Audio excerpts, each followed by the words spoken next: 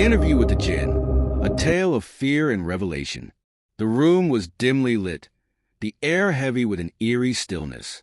Shadows clung to the walls like living creatures, stretching and shifting as if they had a mind of their own. The only sound was the faint hum of the electronics that sat before me, sophisticated equipment, all set up for what was to be an unprecedented moment in history. Tonight, I was about to do something no one had ever dared to do before. Interview a Jinn. For centuries, the Jinn have been a part of human folklore. Stories of these creatures have spread across cultures, from the deserts of the Middle East to the bustling streets of modern-day cities. They are said to be spirits of fire, beings that exist in a realm between the living and the supernatural. Some say they are demons. Others claim they are misunderstood creatures caught between worlds. But whatever they are, one thing is certain. They are real. I had spent months preparing for this moment. I knew the risks, the dangers, but nothing could have prepared me for the reality of what I was about to face. The lights flickered, and suddenly I could feel it, the presence. It was as though something ancient and powerful had stepped into the room, an invisible weight pressing down on me. I swallowed hard, trying to steady my breath, but my heart was racing. Then a voice, a deep, low hum that resonated through the very air around me. It wasn't a voice I could hear with my ears, but rather one that I felt in my chest, in my soul. "I have been waiting," the voice whispered. I froze. My breath caught in my throat. The room felt colder, as if the very temperature had dropped several degrees in an instant. I glanced at the monitors.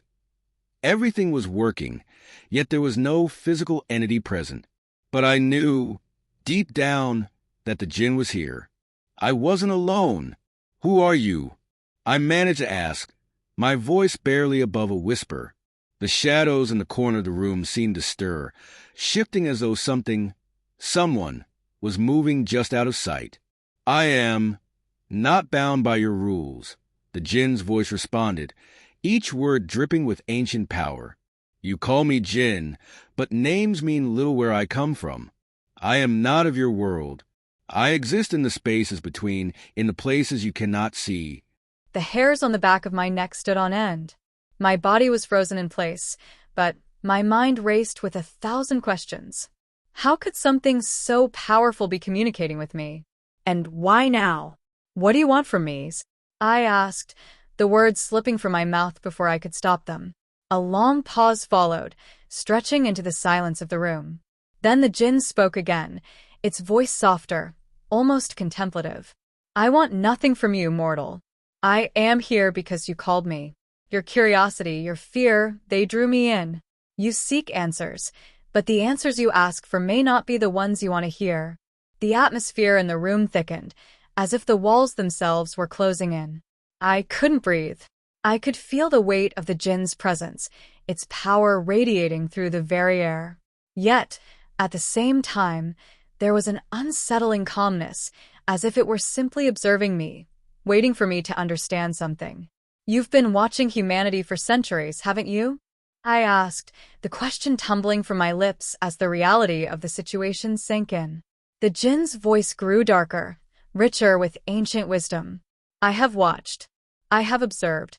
Your kind fascinates me, fragile, fleeting, yet capable of such power, such destruction.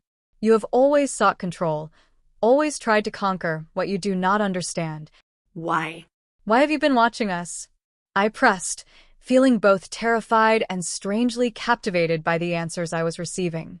"Because you are a reflection of your own fears," the Jinn responded.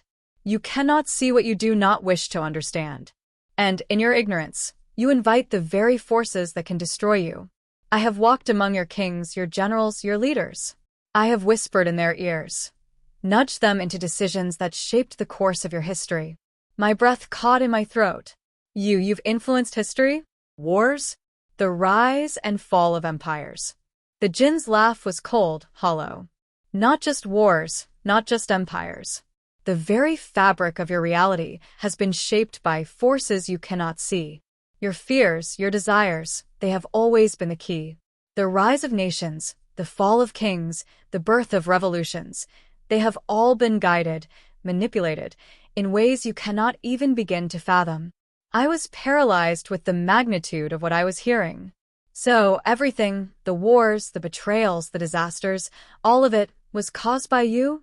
No, the Jinn replied, its voice now tinged with something else, something almost sorrowful.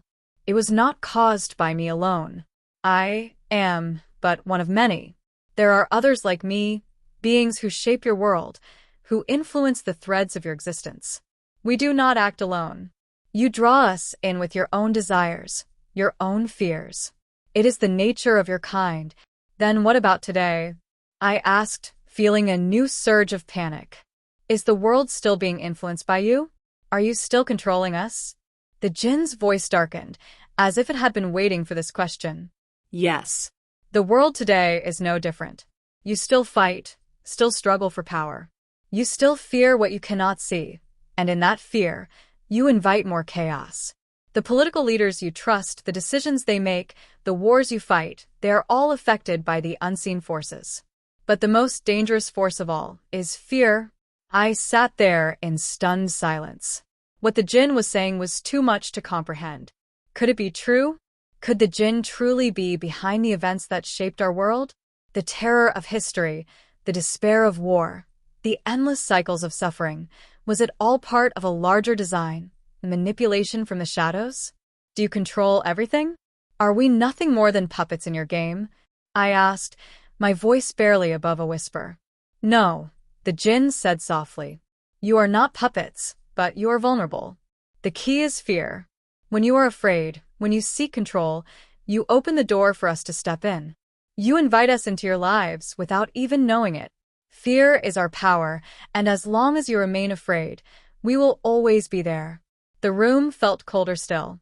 I could feel the weight of the Jinn's words, the darkness of its influence pressing down on me. I had learned too much, seen too much. And yet, I knew this was only the beginning. What happens now? I asked, the question lingering in the air like a death sentence. The Jinn's voice softened, almost as if it were contemplating its answer. Now, the choice is yours. The future of your kind is not set in stone. You have the power to change it, but it will not come without sacrifice. Let go of your fear, your desire for control. You must learn to live in harmony with the unseen. Only then will you free yourselves from our influence. But if we don't, I asked, dreading the answer, then you will fall into the same traps that have ensnared your kind for centuries, the Jinn replied. You will destroy yourselves, as you always have. The room grew silent, and the Jinn's presence seemed to fade into the air. The shadows began to retreat, the oppressive weight lifting. But the terror remained, the knowledge that I had learned something too deep, too dangerous to ever forget. I sat there, staring into the darkness, my mind reeling with everything I had just been told. The Jinn had shown me the truth, and it was a truth too horrifying to fully grasp. I looked into the camera, my voice barely audible as I spoke. We have all heard the warning. The Jinn are not myths. They are real. And they have been with us, watching, guiding, and sometimes manipulating our world for centuries. The question is, can we change our path, or will we fall into the same cycles of fear and destruction? I paused, the weight of the Jinn's words still heavy in the room. Only time will tell, I whispered, the camera slowly pulling back into darkness.